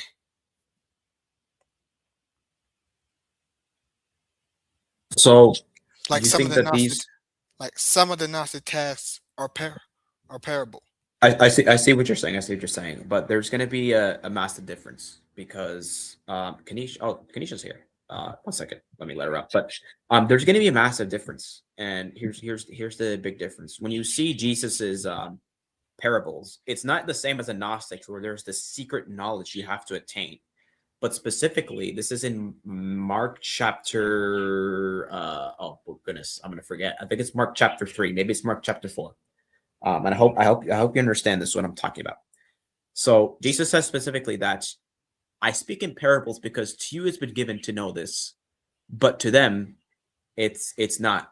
And he quotes, I believe, Isaiah chapter 6, and he says um, that seeing they may not hear, and hearing they may not understand, lest they turn and repent. Right. So Right. it was not given to the Pharisees to know. God, specifically Jesus spoke in parables, not because there's this secret knowledge like the Gnostics spoke of, that you can, you can find this secret knowledge if you just find it within you or whatever. It's specifically Christ was withholding from the Pharisees about the truth. Or excuse me, he was withholding the meaning because it was not for them to know. They Yes. weren't they were not chosen for that. So God specifically, through Jesus, he would speak in parables. Let me word that. I'm sorry, I don't know where I was going with that. So Jesus spoke in parables for that reason, if that makes sense, right? It wasn't like I have open here, Gospel of Thomas. These are the secret sayings that living Jesus spoke, and Didymus Judas Thomas recorded, right? It's not like this, like where it's behind closed doors and somehow it got written down in this lost text. No, Christ did that specifically to withhold from the Pharisees the meaning of what he was saying. But if you read afterward, like in Matthew 28:19, then Jesus boldly tells the disciples, go out and preach the gospel, right? Don't hold anything back. Don't hide things. Go out and boldly proclaim the truth to all nations. And I want to tell you that I don't know if you've heard the gospel before, but uh, have you? I'll go with this. I'll run with this. Have you broken any of the Ten Commandments? You don't have Uh, to. You don't have to tell me a specific story. You just say yes if you know you have. I'm not gonna force you to say specific things if you don't want to. I don't like to make people uncomfortable. But um, Have you broken any of the 10 commandments, for example? Yes. Okay. Now what I want to do is I want to show you a few. Let me do this. James 1. I think it's verse 7. Give me 1 second. I'm going deep Hi, into my everybody. Bible. Hello, Kanisha. Just if you want to touch on something here, go ahead. I'm just looking for a few verses. I don't remember the specific. There's one in James about breaking the law. I don't remember the specific I verse think it's though. in James 5, where if you've broken one, you've broken them all. Is that what you're trying to look for? Yeah, and then I'm gonna take it to Romans. Where is it? You know what? I'm just gonna Remember look where up at it's at. another tab. I know. I just wanted to give a word of encouragement, and then I'm gonna hop off. So I don't know your name, JHYH, the God. But I just want to, encourage you to. It kind of sounds like you're taking a little bit from everything, and you never know when your life is going to be over. I've lost quite a bit of people in the past couple of years. And I just want to encourage you that you got to be sure in what you believe, because it sounds, just from an audience perspective, that you're kind of all over the place. And this is not to make you feel any type of way. Okay, I don't want you to think that's what I'm doing, but you know, we can't play with these things. It's okay to not know something, but it just sounds very unstable, and I just want to give you some words of encouragement to really sit down with the Lord, and you know open up the word. Instead of going to all these other places, start with the word of God and end in the word of God, and then base everything else off of that. I know that you said you're not Christian, um I didn't say but I'm not Christian. He said he's Christian, but specifically a Gnostic Christian. This is what he said. right. So sorry about that. So but the thing is that it doesn't, just from listening, it doesn't sound like you're really sure in what you know. Because, and I'm not saying it like you need to be some brainiac. That's not what I'm saying. What I'm saying is there's too many random different pieces everywhere. And I just want to give you encouragement. You never know. You just don't know when your last day would be. So it would be the wisest thing in your life to kind of anchor yourself down into the truth, you know. Um, so that's all I was going to say. Just really think about things before you say them, especially before you trust them, but really before you say them. That's very important. So, Johnny, that's all I was going to say. I didn't want to take up your stream. You guys are doing great. Hi, Aladdin.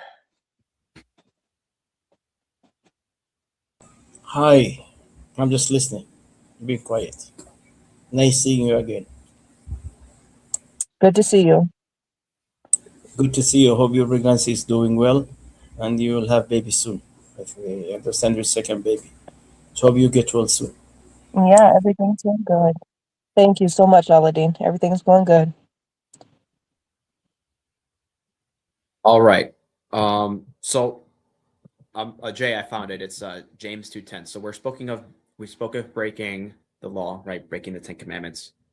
And James 2:10 says, therefore, whoever shall keep the whole law and yet stumble in one point, he is guilty of all.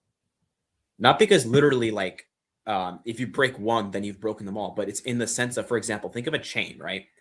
If I break up one piece of the chain, it's all gonna break, it's all gonna shatter, it's just gonna fall apart, right? Yes. Yep. Or if I take away, if I build a tower and I remove the block on the bottom, it's all gonna fall down. Yeah. Right. So that one piece is important. And so what essentially, and if you connect it to, it's going to be, I think it's going to be, let's chapter 3. That would be like around, to look at, for example, here, Romans 3:19-20. Now we know that whatever the law says, it says to those who are under the law, that every mouth may be stopped, and all the world may become guilty before God. Therefore, by the deed of the law, no flesh will be justified in his sight, for by the law is the knowledge of sin. So what this saying is saying here, right? Is the law speaks to people so that every mouth may be stopped, meaning there's no excuse, right? Think of like, when people put their I'm not going to turn on my camera right now, but think of when people put their hand to their mouth, like when something shocking happens, like they're speechless, right? Yeah. Yeah. So the law is written that every mouth may be stopped, right? They're not gonna be able to have an excuse, and all the world may become guilty before God. The conclusion that Paul makes is that therefore by the deeds of the law, no flesh will be justified in his sight. For by the law is the knowledge of sin. Do you know what it means to be justified? No. So to be justified is to be considered righteous by God, right? So, for example, in Genesis 15:6, it says Abraham believed God and it was accounted to him for righteousness. That Paul connects that to his justification in chapter 4 here in Romans 4. I think it's in Proverbs. I don't remember. There's a passage in Proverbs that contrasts condemnation and justification, right? Justification, you're standing as righteous before God. Condemnation, you stand as guilty before God. So there's the distinction there. So this says here that by the law, by the deeds of the law, no flesh will be justified in his sight, meaning that you can't do good works to stand righteous before God because you have broken them. Right? Right. I mean, I'll use myself as an example, right? I struggle with sin every day. I'm not going to pretend here and sit and tell you guys that I'm perfect. God knows my imperfections. So neither you nor me, none of us can stand before God and present him our good works to stand righteous before him. And so we stand guilty before a holy and righteous God. But you know what? There's good news, and that's what I was talking about here. This is what I want to share with you. I don't know if you've ever heard this. If you have, then great. I'm sharing it to you again. If you haven't, then great. You're hearing it for the first time. There is a way of salvation. And it doesn't have to be by your good deeds. You don't have to stress out about being perfect. It is through Christ. But now the righteousness of God, apart from the law, is revealed, being witnessed by the law and the prophets, right? So the law and the prophets, these are the words in the Old Testament that we spoke about, right? Which Marcion, right, the Marcion we mentioned, rejects it. But Paul connects it. He uses them to point to Christ. These things point to Christ. Even the righteousness of God through faith in Jesus to all who believe. So this righteousness of God comes through faith. You know what faith is?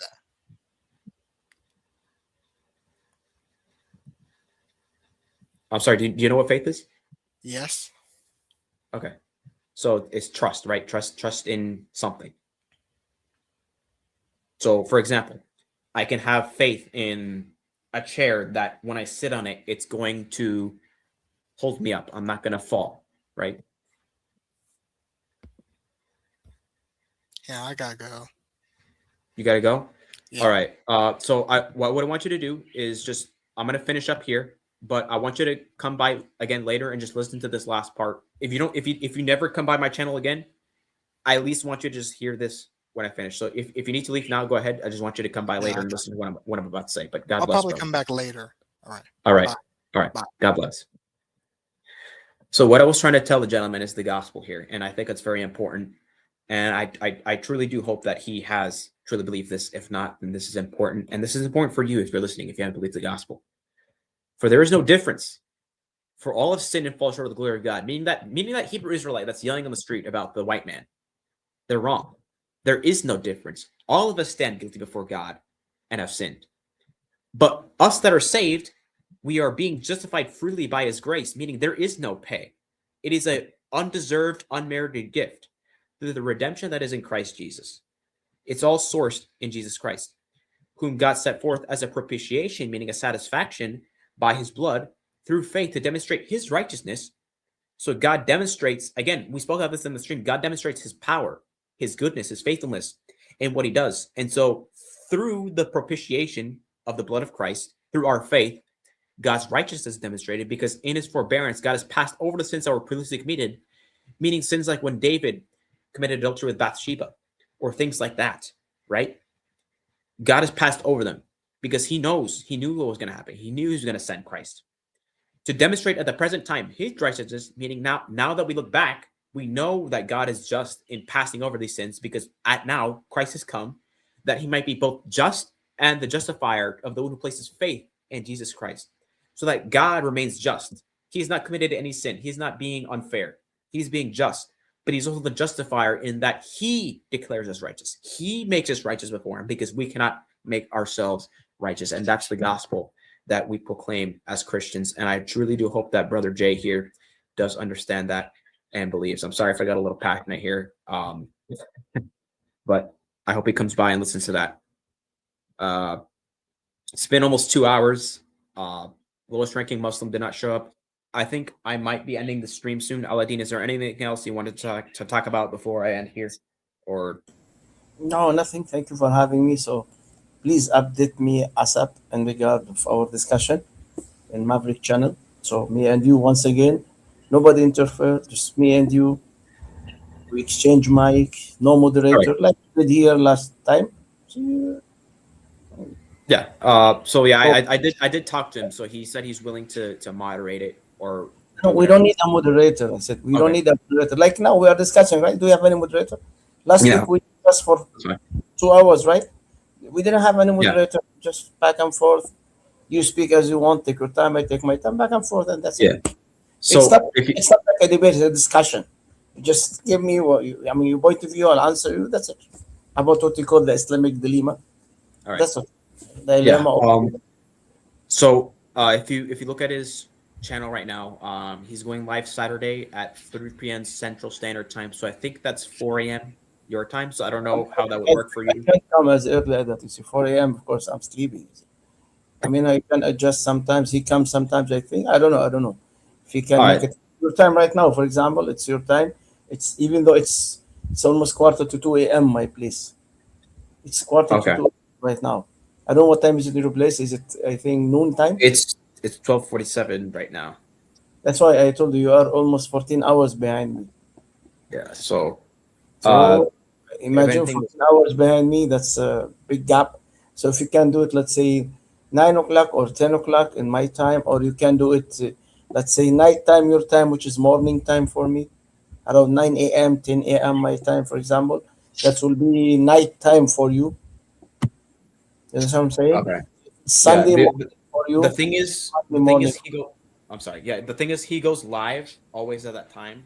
So I don't know if you'll be able to adjust. So if anything, we might just have to do it on my channel and like set up a live stream or whatever, and just I'll try to put it like maybe closer to night for my time. I think that'll be easier because I try to do it in his channel. I rather to do it in his channel, with all respect to you. I rather do it in his channel because the topic actually all started in his channel. And I've seen you writing some comments even about the word dhikr, and they said it's interpretation, and you mentioned also the same thing issue also in his channel, but I didn't post any comments there. I've seen you in several comments talking about this topic in his channel, in the comment section, comment box. So I rather to be there. Okay. So we can do everything. Okay. All right. We'll figure it out. We'll figure it out. Thank you very much for having me. I will be expecting you to reply as soon as possible. God bless you all and peace be to everyone. Good night, everybody. All right. Good night, everyone. God bless. Even though it's still daytime for me, but got it. All right. So that's the stream, guys. Lowest ranking Muslim has not shown up. I don't know if he's sleeping or if he's just avoiding me, but I'm going to give it a 7-day deadline. So what time is it? It's 12:49 p.m. and it's Friday. So next week, Friday, by 1 p.m., if I don't receive a comment from lowest ranking Muslim that has anything to do with joining me for a discussion, then I'm just going to block him and move on, because obviously it's not worth my time. And 1 week is generous. 1 week is generous. Like I could give it a day, but I'm going to give it 1 week. Yeah, we'll see what happens. Yeah, the name change. Yeah, thank you, Zari Rice. Yeah, we'll see how this works going forward. I think it's going to work fine. It will probably work better than the Young Christian's Thoughts, that's for sure, because that was wild the way I jumbled that together. Yeah. So thank you all for tuning in. We'll see what happens with lowest ranking Muslim. I'm gonna have my bets that he's not gonna accept a discussion. And that's fine. It's whatever. I gave the response I needed to give. In fact, I might even repost my response on John 8:6 here, just so he gets it, because he wanted me to post that. So I'll even make it a video if he really wants that. So yeah, and then yeah. Anyways, that's gonna be in the stream.